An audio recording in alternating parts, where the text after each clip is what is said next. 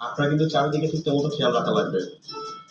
ফুপা ফুপু যেহেতু আসতেছে, বিয়ে অবধি কিন্তু আপনি কোনো দিকে নড়তে ফিরতে পারতেছেন না। একদম বিয়ের আয়োজন শেষ করে তারপর ফিরবেন। জি ভাইজান, অবশ্যই। আপনার কিন্তু অনেক দায়িত্ব, বুঝে নিন। আপনি কোনো চিন্তা করেন না, সব কিছু আমি সামলাই নেব। ঠিক আছে, তাহলে আপনি বাসায় যান। আব্বা বাসায় আছে, আব্বার সাথে যা কথাবার্তা বলেন। আমি একটু দোকানের কাছে শেষ করে বাজারের দিকে যাবো। জি আছে। ঠিক আছে, যান।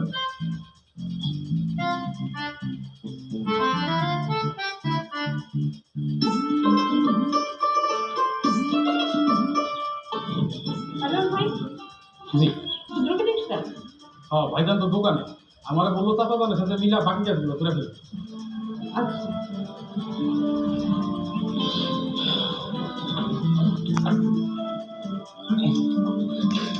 এই রুদ্র, এই দাঁড়াও দাঁড়াও দাঁড়াও, কোথায় যাচ্ছ? আমাকে একটু নিয়ে চলো না, যে গ্রামের শেষে যে নদীর তীরটা আছে না ওখানে। আমি তো এখন যেতে পারবো না নবনী, আমাকে বাজারে যেতে হবে, অনেক কিছু কেনাকাটা করার আছে। আরে ওসব কাজ পরে করো, এখন আমাকে একটু ঘুরতে নিয়ে চলো প্লিজ। সরি, আমি এখন যেতে পারবো না, বিয়ের বাজার করতে হবে। এখন বিয়ে খুব বড় হয়ে গেছে তাই না? বিয়ে ছেড়ে কিছু বুঝতেছো না, ওসব কাজ পরে করা যাবে না? তোমার যদি এত ঘুরতে যাওয়া হয় আমার ভাইকে বলো, উনি তোমাকে নিয়ে যাবে। কেন? আমি আমার বাবাকে বলবো কেন? আসার পর থেকে দেখতেছি ইগনোর করতেছো। আমি যে আসার পর থেকে একা ঘুরতেছি, আমার দিকে কোনো খেয়ালই নেই তাই না? আমার কাজ আছে, আমি আসি। আরে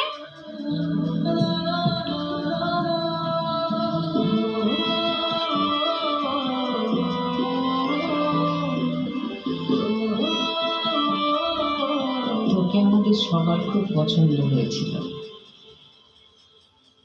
রুদ্রকেও তোর কথা বলেছিলাম, ভেবেছিলাম সারা জীবনের জন্য তোকে আমাদের বাড়িতে রেখে দেব, কিন্তু মামা আমি তো এরকম ভাবি না, এই জন্য বুঝতেও পারি না।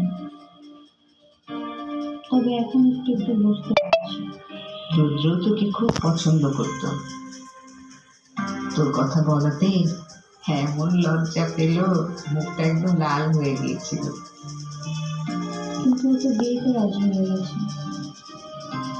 তার মানে আমি ওকে রিজেক্ট করছি, এই জিদ থেকে বিয়েতে রাজি হয়েছে। নাহলে এখন পড়ালেখা রেখে বিয়ে করার ছিল না। আমারও তাই মনে হয় না বনি,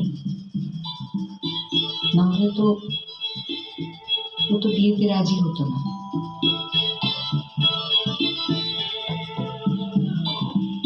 কি রে, কি হলো, উঠলি কেন? তোমার নাতির কাছে যাই।